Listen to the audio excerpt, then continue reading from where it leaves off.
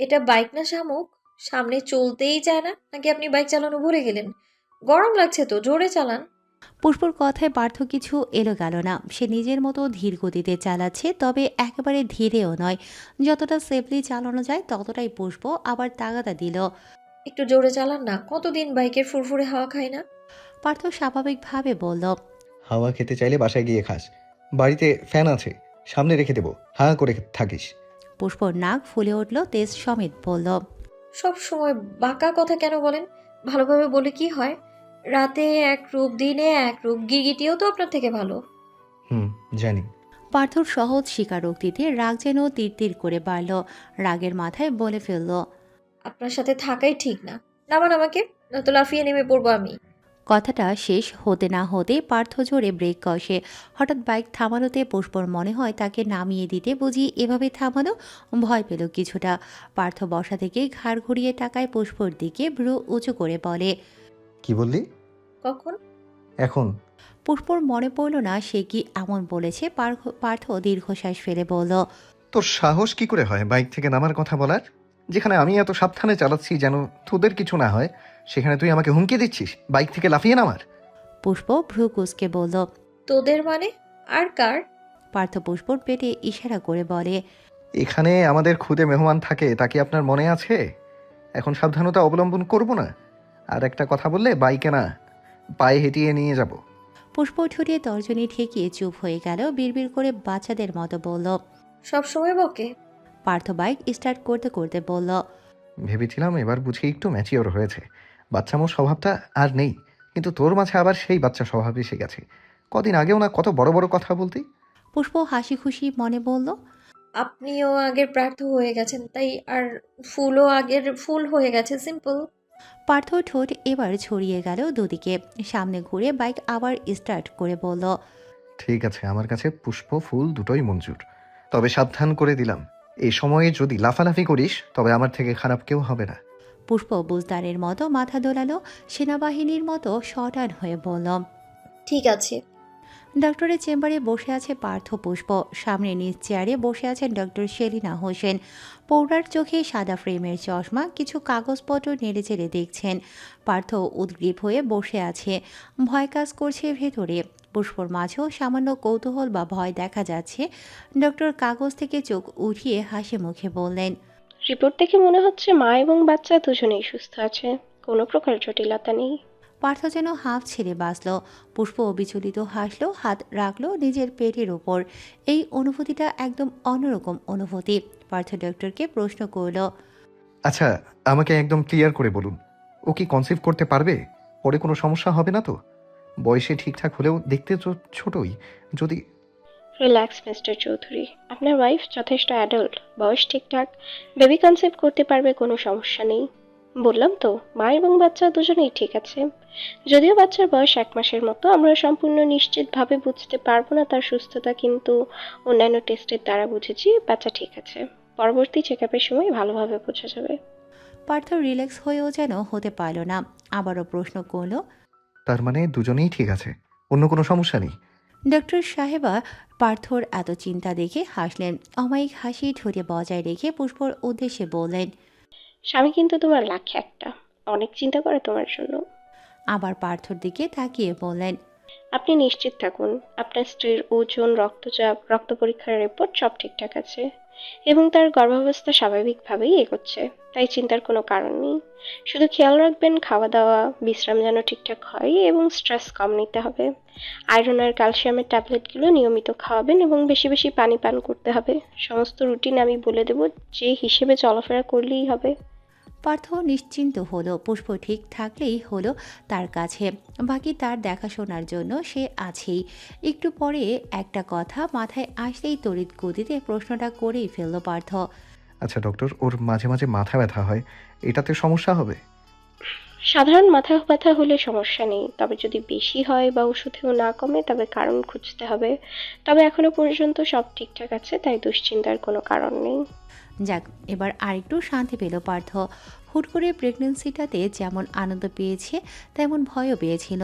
ভয় পাওয়ার অবশ্য কিছু কারণও আছে, তা নয়তো ছেলেরা খুব সহজে এতটা ভয় পায় না। ডক্টরের সাথে আরও কিছু টুকটাক কথাবার্তা বলে তারা বেরিয়ে গেল চেম্বার থেকে। হসপিটালের বাইরে বাইকের সামনে এসে প্রথমে পুষ্পর মাথায় হেলমেটটা পরাতে চায়।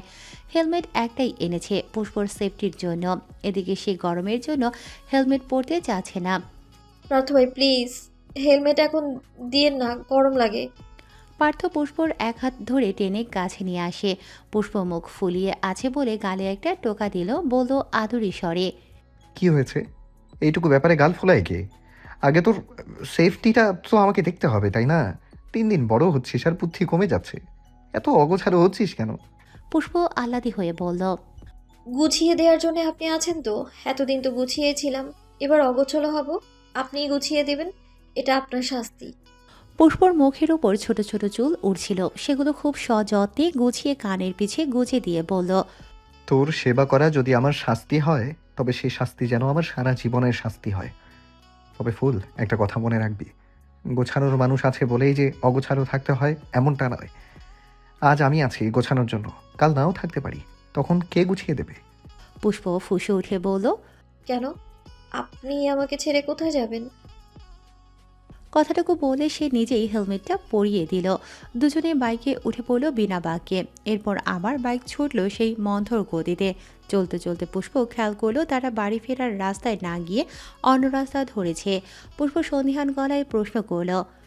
আমরা এখন কোথায় যাচ্ছি? পার্থ ছোট্ট করে বলল, শপিংয়ে। কেন? এখন আবার কিসের শপিং করব? দেখুন, এখন বলবেন না যে বাবুর জন্য নেবেন। বাবু আসতে এখনো 8 মাস বাকি, এত আগে আমি শপিং করব না। পার্থ ভ্রু কুঁচকে বলল, মাথায় জ্ঞান নেই? আমাদের বাবু ছেলে হবে না মেয়ে হবে সেটা তুই জানিস? বাবুর শপিং এখন করব কেন? আমার মাথায় তোর মতো আজগুবি বুদ্ধি ঘুরে না, চুপচাপ বসে থাক। পুষ্প মুখে চসূচক শব্দ করে বলল, তো কেন যাচ্ছি? সেই দিনও না কতগুলো শাড়ি আনলেন। অর্ণবের বিয়ের শপিংয়ে যাচ্ছি। পুষ্প অবাক হলো, চোখ মুখ বিস্ময়ে ভাব ফুটিয়ে বলল, কি? অর্ণব ভাইয়ের বিয়ে? কবে, কখন আমাকে বললেন না কেন? আচমকা সবেগে বাইকটা ব্রেক করে বসলো পার্থ। খালি রাস্তার এক পাশে দাঁড় করালো বাইক। পুষ্পকে উদ্দেশ্য করে বলল, নাম। হঠাৎ কি হলো বুঝতে পারল না পুষ্প। বাইক থেকে নেমে জিজ্ঞেস করলো। কি হয়েছে? পার্থ নিজেও নেমে দাঁড়ালো। পুষ্পর মাথা থেকে হেলমেট খুলে কপালে হাত রাখলো, তাপমাত্রা চেক করে বলল, সব তো ঠিকই আছে, তুই কেন এমন কথা বলছিস? কি নিয়ে টেনশন করছিস এত? আপনি কিসের কথা বলছেন? আমি কি ভুল কিছু বলেছি? আগে আমার প্রশ্নের জবাব দে, তুই কি কোনো বিষয়ে ডিপ্রেসড? না তো, আমার কাছে তো আপনি আছেনই, আমি কেন ডিপ্রেসড থাকবো? আপনি থাকতে আমার কোনো কিছুর জন্যই কোনো টেনশন নেই। পার্থ কণ্ঠ খানিকটা মলিন করে বলল, তাহলে এমন করছিস কেন? যেন কোনো কিছু চিন্তায় তোর মাথা থেকে সব কথা মুছে যাচ্ছে। অর্ণবের বিয়ে নিয়ে তো কতদিন ধরেই কথা চলছে, তোর মনে নেই? হ্যাঁ হ্যাঁ, মনে আছে। অর্ণব ভাইয়ার তো বিয়ে। আপনি তো মেয়েটার ছবিও দেখিয়েছিলেন, ভীষণ মিষ্টি মেয়েটা। আজকে স্নেহা আসবে? আমার না মেয়েটার সাথে কথা বলতে ইচ্ছে করছে। পুষ্প ভাবল কিছুক্ষণ, মনে পড়ল অর্ণবের তো বিয়ে ঠিক হয়েছে। পুষ্প উৎফুল্ল হয়ে বলল, কি হলো, এভাবে কেন দেখছেন? ওরা আসবে? পার্থ শান্ত চোখে পুষ্পকে দেখল কিছুক্ষণ। মনের ভেতরে সন্দেহের বীজ থেকে যেন গেরা উঠে যাচ্ছে। পার্থকে এক মনে দাঁড়িয়ে থাকতে দেখে পুষ্প বলল। পার্থ অন্যমনস্ক ছিল, নিজের ভাবনায় মশগুল ছিল। পুষ্পর ডাকে আটকে উঠল। হুম হুম হুম, আসবে সবাই। তো দাঁড়িয়েছেন কেন আপনি? আশ্চর্য, চলুন না, দেরি হয়ে যাবে তো। পার্থ কিছু বলল না, আবারও সব ঠিকঠাক করে বাইক স্টার্ট করলো। সাবধানে বাইক চালিয়ে গেল শপিং মলের উদ্দেশ্যে। পুষ্প নরম শতনু হাতখানা নিজের খড়খড়ে হাতের মুঠোয় বন্দি করে মলের ভিতরে ঢুকলো পার্থ। বাহাতে ফোন ধরে রেখেছে কানের কাছে। ভেতরে সবাই উপস্থিত, শুধু পার্থ পুষ্পই বাকি ছিল। হাঁটতে হাঁটতে একটু ভেতরে যেতেই দেখলো সামনে থেকে সমৃদ্ধি আসছে একটা লোকের হাত ধরে। যদিও পার্থ তাদের পাত্তা না দিয়ে হেঁটে হেঁটে যেতে চাচ্ছিল, তবে তার আগেই মেয়েটা ডেকে উঠল। প্রার্থ, কেমন আছিস? আরে পুষ্প আছে দেখছি, বউ ছাড়া দেখি কোথাও যাস না। পার্থ দাঁড়াতে চাইল না, সম্পূর্ণরূপে উপেক্ষা করতে চাইল তাকে। তবে পুষ্প দাঁড়িয়ে গেল, কপালে 101টা ভাঁজ ফেলে বলল, এক্সকিউজ মি, আমরা কি আপনাকে চিনি? সমৃদ্ধি অবাক হওয়ার ভান করলো, হাঁ করে মুখের ওপর হাত রাখলো, চোখ দুটো গোল গোল করে বলল। কি বলো, আমাকে চেনো না? এত তাড়াতাড়ি ভুলে গেলে? পুষ্প একই স্বরে বলল। আপনি কি মনে রাখার মতো কেউ হন আমাদের? পার্থ কেন যেন ভয় পেল, পুষ্পর দুবাহু ধরে নিজের মুখোমুখি দাঁড় করালো, চিন্তিত কণ্ঠে বলল। ফুল, তুই ওকে চিনতে পারছিস না? ভালো করে দেখ একবার, চিনতে পারছিস না? পুষ্প রাগে দাঁতের দাঁত চেপে ধরলো, রাগে হিস করে দাঁত চেপেই বলল। আপনার মনে হয় নিজের এক্সকে চেনানোর খুব শখ হচ্ছে। এক্সকে ভুলতে পারে না, তাই না? আপনার যে বউ আছে সে খেয়ালও কি নেই? পার্থ পুষ্পর বাকি কথায় কান দিল না। পুষ্প যে সমৃদ্ধিকে চিনে এটা জেনে শান্তি পেল সে। ঠোঁট গোল করে শ্বাস ছাড়ল। পুষ্প রাগে পার্থর হাত দুটো নামিয়ে দিল কাঁধ থেকে। পুষ্প চাইছিল এমন কোনো মানুষকে তারা মনেই রাখবে না যাদের সাথে তাদের নিকৃষ্ট অতীত জড়িয়ে, কিন্তু পার্থর আচরণে মনে হলো সেই সমৃদ্ধিকে ভুলতে নারাজ। নব্য মা হওয়ার আনন্দে আত্মহারা মেয়েটির মন অভিমানের জোয়ারে ভেসে গেল। এদিকে সমৃদ্ধি তার বা পাশে দাঁড়ানো লোকটি পুষ্পর কট মঠিয়ে বলা ধীর স্বর শুনতে পায়নি ঠিকঠাক। সমৃদ্ধি বলল। এভাবে ফিস করে কি বলা হচ্ছে? আমরা জানি সবই। পার্থর রূপ যেন নিমিষে বদলে গেল। এক হাতে পুষ্পর কাঁধ জড়িয়ে একদম মিশে দাঁড়ালো দুজনে। ঠোঁটে বক্র হাসির একটুখানি ঝলক মিশিয়ে বলল। জানলে তো ভালোই, আমাদের সুবিধা। আলাদা করে জানাতে হবে না। এর আগের বার আমি হয়তো বলেছিলাম আমার বা আমার বউয়ের সামনে আসবি না, কিন্তু কি করার, নির্লজ্জদের লজ্জা থাকলে তো তারা অপমান গায়ে মাখবে। সমৃদ্ধি রেগে গেল। নতুন একজন মানুষের সামনে তাকে অপমান না করলে কি হতো না? সে কি এখানে পার্থকে ছিনিয়ে নিতে এসেছে নাকি? দেশে ছেলের অভাব আছে?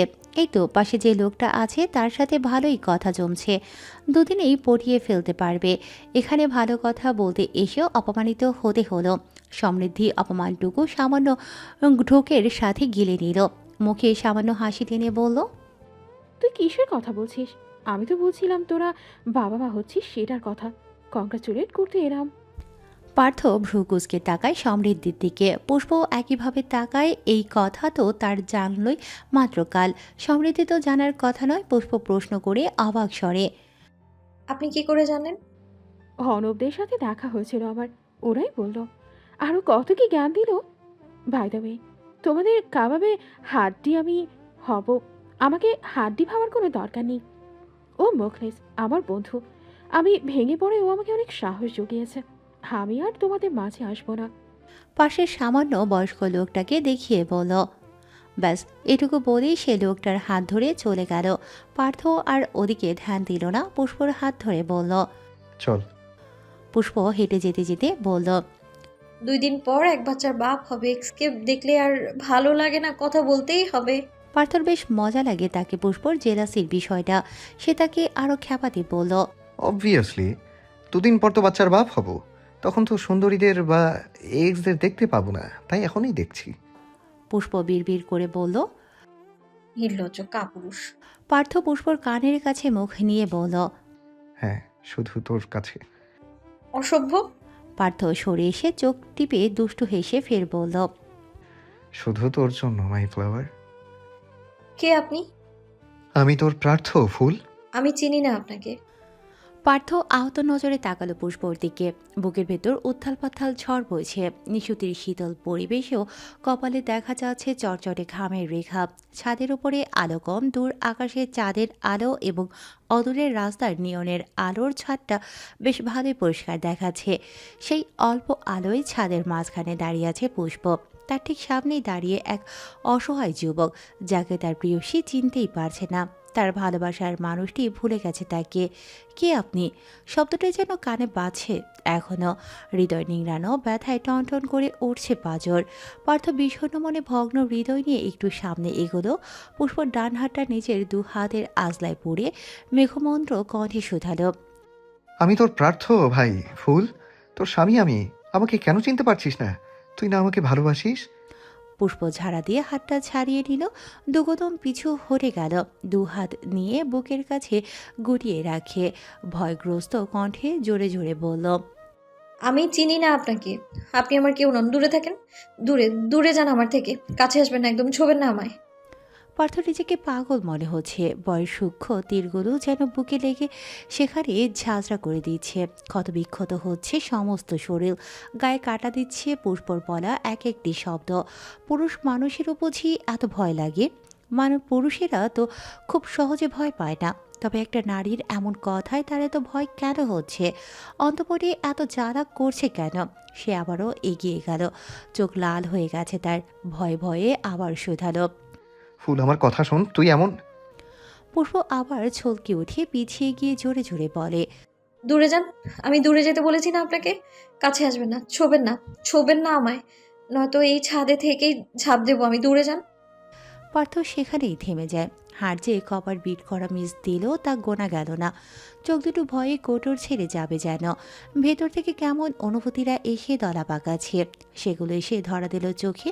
অবিশ্বাস্য চোখে অশ্রুকণা টলটল করছে। বক্ষস্থল শূন্য হয়ে যাচ্ছে। দুকদম পিছিয়ে যায় সে নিজে। ভয়ে ভয়ে বলে।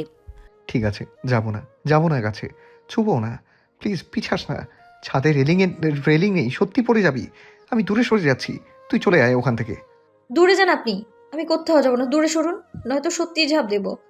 পার্থ শুষ্ক ঢোক গিলে চোখের কোটর থেকে টপ টপ করে এক ফোঁটা তরল নিচে পড়ল। পিছিয়ে গেল আরো কয়েক কদম। আকতি ভরা সরিয়ে মিনতি করে বলল।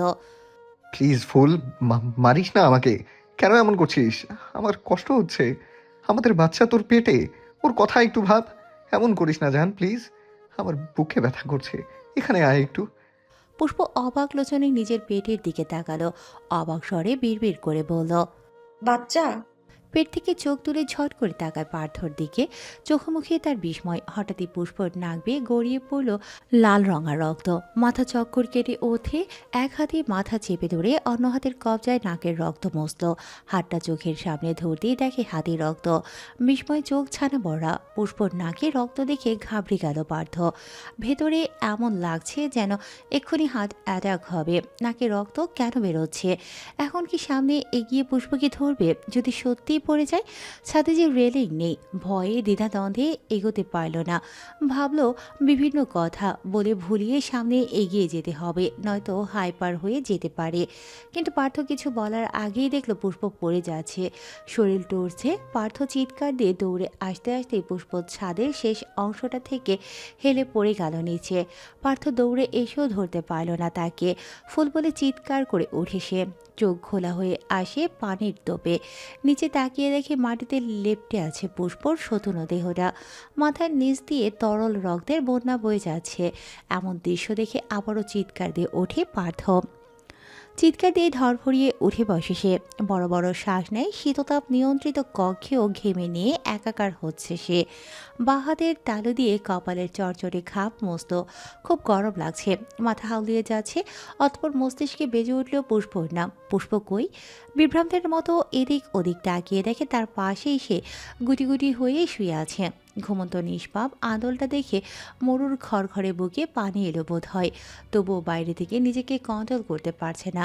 গলাটা শুকিয়ে কাঠ হয়ে আছে। বেডসাইড টেবিলটা থেকে এক গ্লাস পানি উঠিয়ে ঢকঢক করে সাবার করল পুরোটা। এজন্যই ইদানিং এত ভয় থাকে পার্থ। কেন যেন বারবার স্বপ্ন দেখছে পুষ্পকে নিয়ে, তাও এরকম খারাপ স্বপ্ন যেটা পার্থর মনে ভয় সৃষ্টি করছে, বক্ষপটে কম্পন তৈরি করছে। পার্থ ফের তাকালো পুষ্পর মোহবিষ্ট আদরে, যেখানে ভালোবাসার এক নিঃশব্দ আরতি লুকিয়ে আছে। এই সুন্দর মসৃণ মুখের মেয়েটি যেন তার হৃদয়ের খুব গভীরে ঢুকে গেছে। এত সহজে এত শীঘ্রই কি করে অন্তঃপটের এত ভেতরে ঢুকে গেল মেয়েটি? পার্থ শুধু চেয়েই রইল। ড্রিম লাইটের আলোতে তার নিষ্পাপ মুখখানা পার্থর কাছে মোহমায়ার এক স্বপ্নের পৃথিবী লাগছে। সেই মুখখানার দিকে তাকিয়ে শুধু দেখেই গেল, যতক্ষণ পর্যন্ত না তার সংকীর্ণ বুক শীতল হয়। একটু পর আস্তে ধীরে শুয়ে পড়ল পার্থ। আলগোছে পুষ্পকে টেনে নিয়ে নিজের হাতের ওপর রাখলো। কাত হয়ে শুয়ে খুব সন্তর্পণে নিজের বুকের সাথে আগড়ে রাখলো পুষ্পর মাথাটা। আলতো হাতে জড়িয়ে ধরল তাকে। ঘুমন্ত ফোলা গাল দুটোতে সুপ্ত অধর ছুঁয়ে দিল সে। অতপর কপালেও গভীর চুম্বন এঁকে দিল। ঠোঁট উঠিয়ে হাত রাখলো পুষ্পর গালে। মেঘমন্দ্র কণ্ঠে আওড়ালো। আমাকে ছেড়ে কোথাও যাওয়া যাবে না। আমি বলিনি আমাকে ভালোবাসতে শেখা? এখন যখন ভালোবাসতে শিখিয়েছিস, তখন একদম ছেড়ে যাওয়া যাবে না। তুই আমার হৃদয়ের অন্তঃকরণের কারণ, আমার সুখ ফুল। সুখফুল ছাড়া প্রার্থের বেঁচে থাকা অসম্ভব। আমার মরণ না দেখতে চাইলে আমার বুকেই থাকতে হবে তোকে। তুই ছেড়ে গেলে নির্ঘাত মৃত্যু হবে আমার ফুল। মরণ প্রেম ও তৃষ্ণায় রেখে ভোগাতে পারবি না বলতে আমাকে। বলতে আবারও তার ছোট্ট আগেই নিজের চুমু খেলো মরণ পুষ্পর কবুল করে নেব। পাতলা অধর তোকে বাজে। ছাড়া বাঁচাচ্ছে আবার মরণ উত্তম। বুকের সাথে মিশিয়ে রাখলো তাকে। ভেতরে ভয়ের পরিমাণ বেশি, এই মেয়ে তার বক্ষ ভাঁজে না থাকলে তার নিশ্চিত মরণ হবে।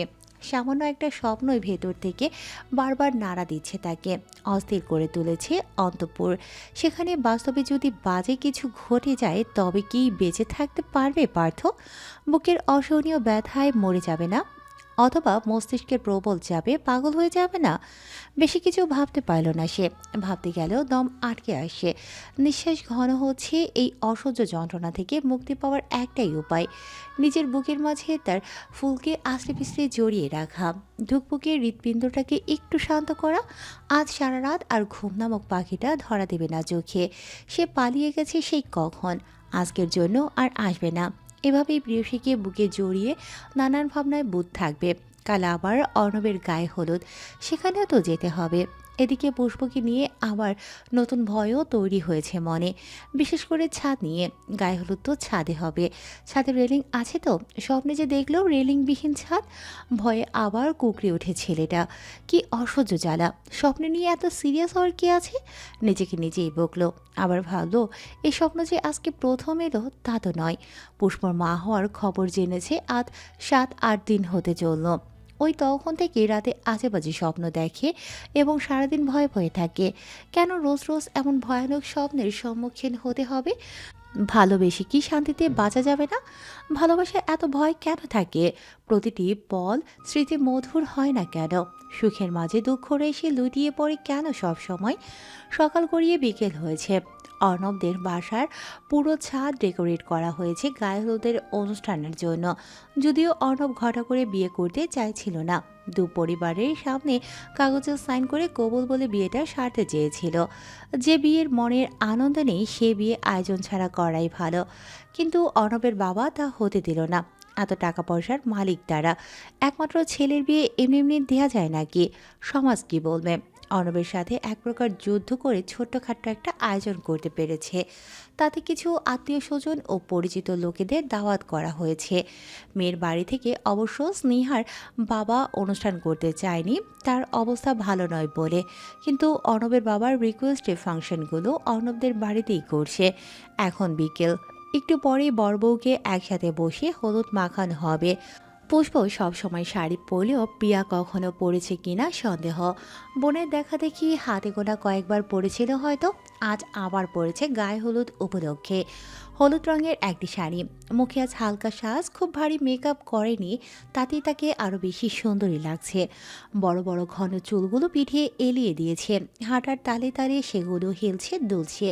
হুট করে কেউ একজন এলোমেলো চুলগুলোতে টান দিল।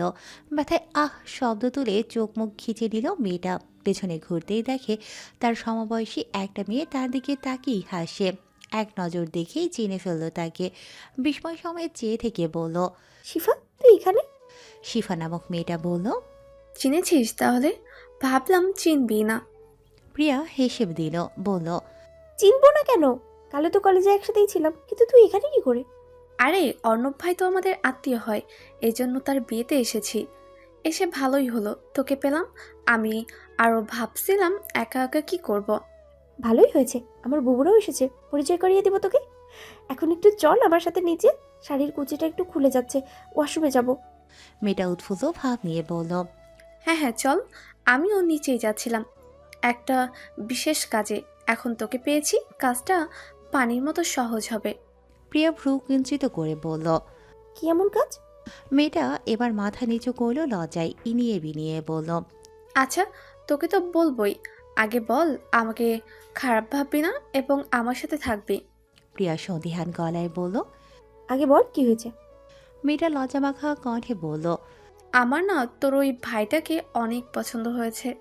প্রিয়া যেন আকাশ থেকে পড়ল, জোরে করে বলে ফেলল, কি? তুই কি পাগল? তুই জানিস না প্রাতু ভাইয়ের বিয়ে হয়েছে আবার বুবুর সাথে? শিফার লজ্জা লজ্জা মুখ উবে গেল, চোখ মুখ কুঁচকে বলল, আরে ধুর, আমি তোর ওই ভাইয়ের কথা বলছি নাকি? আমি তো জানি সে বিবাহিত। ওই যে আরেকটা আছে না, অন্তু ভাই ইনোসেন্ট দেখতে, ওকে না আমার ভীষণ ভালো লাগে, আগে থেকেই পছন্দ, কখনো বলিনি। আজ তার নাম্বারটা নিয়েই ছাড়বো। প্লিজ আমায় সাহায্য কর না বোন, একটু কথা বলিয়ে দে আমাকে, তোর ভাবি বানিয়ে নে। প্রিয়া বিস্ময় হাঁ হয়ে আছে। মেয়েটা কি বললো এখন? অন্তু ভাইকে পছন্দ করে ও অনেক আগে থেকে, আবার আজকে নাম্বারও নেবে? কথাগুলো ভেবে ভেতর থেকে কেমন রাগ লাগলো। কণ্ঠে ঝাঁজ নিয়ে বলল, ওই অন্ধের বাচ্চাকে তোর ভালো লাগে? কি দেখে ভালো লাগলো? এভাবে কেন বলছিস?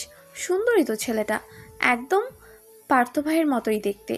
শ্যামলা হলেও চেহারাটা চোখে লাগার মতো। আর আজকে এতদিন পর তাকে দেখে তো আমি অবাক।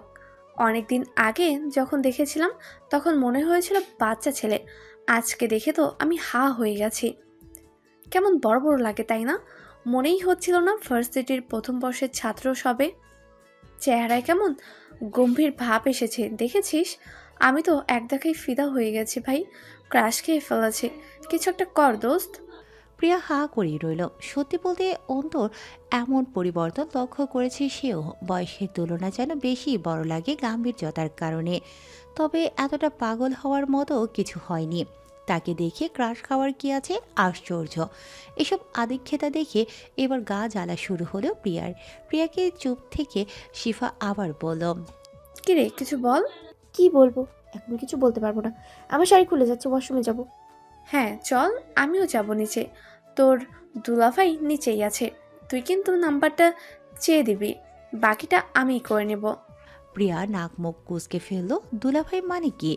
ও আবার প্রিয়ার দুলাভাই হলো কখন? রাগে এবার অন্তকেই পেটাতে ইচ্ছে করছে। এত গম্ভীর হতে বলেছে কি? যা দেখে মেয়েরা ক্রাশ খায় যত সব। সে নাক মুখ কুঁচকেই বলল, কিসে তুলে ভাই? বারে, দুদিন পর যে ওটাকে বয়ফ্রেন্ড বানাবো তখন তো আমার পক্ষ থেকে তো দুলাভাই হবে তাই না? প্রিয়ার কথা আগলো না। ঠোঁট গোল করে শ্বাস ছেড়ে বলল, নিচে গেলাম। বলেই হাঁটা ধরে শিফা মেয়েটাও যায় তার পিছু পিছু। নিচে নেমে সামনে একটু হাঁটতেই মুখোমুখি হলো অন্তর সাথে। সে বোধহয় উপরেই যাচ্ছিল। শিফা প্রিয়াকে পেছন থেকে বলতে থাকে, থামতে বল পিয়া, থামতে বল, এখানে দাঁড়াতে বল একটু, এখানে দাঁড়াতে বল একটু, কথা বলবো আমি। প্রিয়ার রাগ হলো প্রচুর। ধমকে উঠল অন্তকে। আয় দাঁড়াও। অন্ত থেমে যায়। মাত্রই পাশ কাটিয়ে যেতে নিয়েছিল সে। প্রিয়ার আচনাক ধমকেই থেমে গেল পা জোড়া। প্রিয়ার দিকে প্রশ্নসূচক দৃষ্টিতে তাকাতেই সে বলল, ও তোমাকে কি যেন বলবে, শুনে যাও। বলেই মুখটা ঘুরিয়ে নিল অন্যদিকে। এবার রাগের মাত্রা ছাড়িয়ে যাচ্ছে। সে কিনা জানে না এটা বিয়ে বাড়ি। অল্প বয়সী মেয়ে দিয়ে ভরা থাকবে বাড়ি। তাহলে এত সেজেগুজে আসতে বলেছে কে মহারাজাকে? হলুদ পাঞ্জাবিতে এত সুন্দর লাগতে বলেছে কে? এরকম গম্ভীর ব্যক্তিত্বের হতে বলেছে কে? কে বলেছে? কেউ না। তবে ওই মেয়েদের ঘায়েল করা লোকে আসতে হবে কেন? এই না, প্রিয়ার প্রতি তার কত ভালোবাসা, তাহলে অন্য মেয়েদের কেন আকৃষ্ট করতে হবে? এইসব ভেবে ভেবে নাকের পাটা ফুলে ফেপে উঠছে। জেদ হচ্ছে প্রচুর। তবুও চুপ রইল, একটা কথাও বলল না। এখান থেকে গেলও না। কি বলে দুজন শুনতে হবে না? কুচি দুহাতে ধরে রেখে দাঁড়িয়ে রইল। এদিকে অন্ত জিজ্ঞাসা দৃষ্টিতে তাকিয়ে রইল দুজনের দিকে। এই মেয়েটাকে তো অন্ত চিনেও না। এ কি বলবে? শিফা লজ্জায় কিছু বলতে পারছে না। এদিক ওদিক মোচড়ামুচড়ি করছে। অন্ত বিরক্ত হয়ে প্রশ্ন করল প্রিয়াকে, কি হয়েছে প্রিয়া? মাঝপথে আটকে রেখেছিস কেন? যা বলার চলতে বল, উপরে যাব। এমনি মন মেজাজ চড়ে আছে, তার উপর অন্ত ওকেই মেজাজ দেখাচ্ছে। চেতে উঠল মেয়েটা, তর্জনী তুলে শাসালো, আমার সাথে এভাবে কথা বলবে না একদম। তোমাকে এত সুন্দর করে আসতে বলছে কে? মেয়েরা দেখলে তো পাগল হবেই। এখন যাও, 2 বছরের ভালোবাসা রেখে নতুন মেয়েদের সাথে প্রীতি করো গিয়ে। রাগের মাতালে তাল খুইয়ে কি থেকে কি বলল নিজেও বুঝলো না প্রথমে। যখন বুঝলো তখনই জিভ কামড়ে ধরলো। পাশে তাকিয়ে দেখলো শিফা অবাক হয়ে প্রিয়ার দিকে তাকিয়ে। একটু অপমান বোধ করলো বোধ হয় মেয়েটা। প্রিয়া আসলে ওভাবে বলতে যায়নি, কিন্তু রাগের বসে কি থেকে কি বলে ফেললো। অল্প কথায় ছ্যাঁতছ্যাঁত করা মেয়েদের এই এক জ্বালা। রাগের বসে তারা কোথায় কি বলে ফেলে নিজেও জানে না। সে ঘুরে অতুর দিকে তাকালো। চশমার কাজ গোলে একজোড়া মোহিত নজর তার দিকেই তাক করা। সে নজর গিয়ে বিঁধল সোজা তার হৃদয় বরাবর। মুখটা ধক করে উঠল তৎক্ষণাৎ। প্রিয়া কি বলল, অন্ত কি বুঝলো, কিছুই বুঝতে পারছে না সে। অন্ত 2 কদম এগিয়ে এলো প্রিয়ার দিকে, চোখে চোখ রেখে ঘায়েল করা কণ্ঠে বলল, আমার ভালোবাসা এতটাও ঠুনকো নয় যে সেটা ভুলে অন্য কাউকে ভালোবাসবো। অন্তরক্ত পটে যাকে বিশেষ মর্যাদা সম্পন্ন জায়গায় বসিয়েছি, সেখানে সেই অন্তপ্রিয়া ছাড়া আর কাউকে বসাতে পারবো না। তার জন্য অপেক্ষা করতে করতে যদি আমার এক যুগও পেরিয়ে যায়, তবু আমি অপেক্ষা করব। কিন্তু অন্তপ্রিয়া ছাড়া অন্য কাউকে অন্তরের মনে জায়গা দিব না। এবং মনে রাখবি, আজ হোক বা কাল, 1 বছর হোক বা 1 যুগ, কোনো একদিন তুই অন্তর নামেই দাখিল হবি। ওর অন্তপ্রিয়া বলার অধিকার হবি। আমার থেকেও বেশি আমাকে ভালোবাসবি, এটা আমার চ্যালেঞ্জ। যতটা অবাক হয়েছে প্রিয়া তার থেকেও দ্বিগুণ অবাক হয়েছে শিফা। অন্তর প্রতিটি কথাই প্রিয়ার জন্য গভীর প্রেম নিবেদন করছে যেন। এটা কি করে সম্ভব? সে একবার অন্তর দিকে তাকাচ্ছে তো একবার প্রিয়ার দিকে। প্রিয়াও অন্তর দিকে হা করে তাকিয়ে আছে। সে বুঝতে পারল না অন্তর হঠাৎ হলোটা কি। এতদিন তো খুব লুকিয়ে চলছিল, আজ না থামালে তো আজও এড়িয়ে যেত। প্রিয়া তো ভেবেছিল অন্তু হার মেনে নিয়েছে, তাকে ভোলার চেষ্টা করছে, কিন্তু এ তো উল্টো হয়ে গেল। সে যে ভুলেছে না, উল্টো আরও পাকাপোক্তভাবে তার মনে জায়গা তৈরি করছে প্রিয়াকে সেখানে বন্দি করার জন্য। প্রিয়া হা করে থেকে আওড়ালো, তুমি ঠিক আছো তো? হঠাৎ করে কি হলো? হঠাৎ করে তো কিছু হয়নি, যা হওয়ার আগেই হয়েছে। প্রেমের জলে অন্ত আগে থেকে হাবুডুবু খাচ্ছে, এখন সেখানে তোকে ডুবিয়ে মারার পালা। প্রিয়া বিস্ফোরিত চোখে চেয়ে বলল, তুমি কি? অন্ধভাই ভেবে কথা বলে না? সে জোর করে কারো ভালোবাসা আদায় করার মতো মানুষ নয়। অন্তু আরেকটু এগিয়ে এসে তাদের মাঝে দূরত্ব ঘোচালো। হাঁটু মুড়ে বসে পড়ল প্রিয়ার সামনে। শাড়ির কুচি থেকে প্রিয়ার হাতটা সরিয়ে নিজের নিজ থেকে কুচিগুলো একত্র করতে লাগলো। সেথায় সমস্ত মনোযোগ রেখেই বলল, ভেবেছিলাম ভুলে যাব, মুক্ত হব এই প্রেম নামক বিষাক্ত যন্ত্রণা থেকে, কিন্তু পারলাম না। এখান থেকে মুক্ত হতে হলে যে মরতে হবে প্রিয়া। নত মুখটা উপরে তুলল, চশমা ভেদ করে চোখ আটকালো প্রিয়ার চোখে। তারপর নরম কণ্ঠে বলল, আমি তো মরতে চাই না, আমার অন্তপ্রিয়াকে অন্য কারোর জন্য রেখে দিয়ে আমি মরতে চাই না। আমি বাঁচতে চাই, সারা জীবন তোর হাতে হাত রেখে বাঁচতে চাই। তোর পুষ্পরঞ্জিত মুখটার দিকে চেয়ে থেকে গোটা জীবন পাড়ি দিতে চাই। এই প্রিয়াকে আমার অন্তপ্রিয়া করে রাখতে চাই। শাড়ির কুচিগুলো একত্র করে প্রিয়ার হাতে দিল, বলল, ওয়াশরুমে গিয়ে ভালো করে গুছে নিস।